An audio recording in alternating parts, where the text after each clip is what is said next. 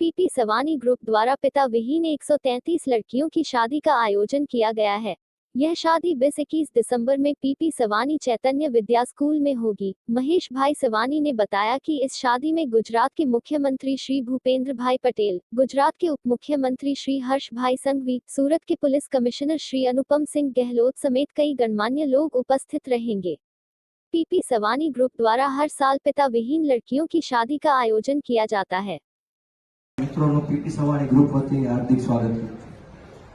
આજની આ પત્રકાર પરિષદનો મુખ્ય ઉદ્દેશ્ય પીપી સવાણી ગ્રુપ આયોજિત કોયલડી લગ્નોત્સવ જે છે દ્વારા આયોજિત કોયલડી લગ્નોત્સવ સતત 18મું વર્ષ અને આ લગ્નોત્સવની અંદર ઘણા બધા રાજકીય મહાનુભાવો, ગુજરાત રાજ્યના પદ્મશ્રીઓ, 3 એવી દીકરીઓ, વિશેષમાં જે સારી સાસુમાં છે એવા 15 સાસુમાં અને જીવનદીપ ઓર્ગન ફાઉન્ડેશન દ્વારા જે ઓર્ગન ડોનેશન થયેલા છે એ પૈકી જેમણે એમના પતિનું ઓર્ગન ડોનેશન આપવા માટેની સંમતિ એમની પત્ની હોય કે એમની દીકરી હોય આપી છે એવી બહેનોના હાથે અને બહેનોની ઉપસ્થિતિમાં આ લગ્નોત્સવનું આયોજન થશે।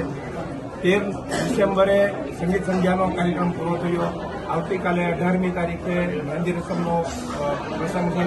આ પ્રસંગે સુરત શહેરના આઈપીએસ 9 જેટલી બહેનો, આઈએસ શાલિનીબેન અગ્રવાલ, શિવાનીબેન ગોયલ સહિત બહેનો પણ લગ્ન પ્રસંગમાં મહેમાન તરીકે હાજરી આપવાના છે। આ લગ્નોત્સવની અંદર 133 દીકરીઓના લગ્ન છે, પૈકી 90 દીકરીઓ તો એવી છે કે જેને પપ્પા તો નથી, સાથે સાથે ભાઈ અને મમ્મી પણ નથી, દાદા દાદી, મામા મામી, નાના નાની સાથે મોટી થયેલી આ દીકરીઓ છે। આ લગ્નોત્સવની અંદર 39 જેટલી જ્ઞાતિઓ, હિન્દુ, મુસ્લિમ અને ક્રિશ્ચિયન દીકરીઓ આ લગ્નોત્સવમાં જોડાશે।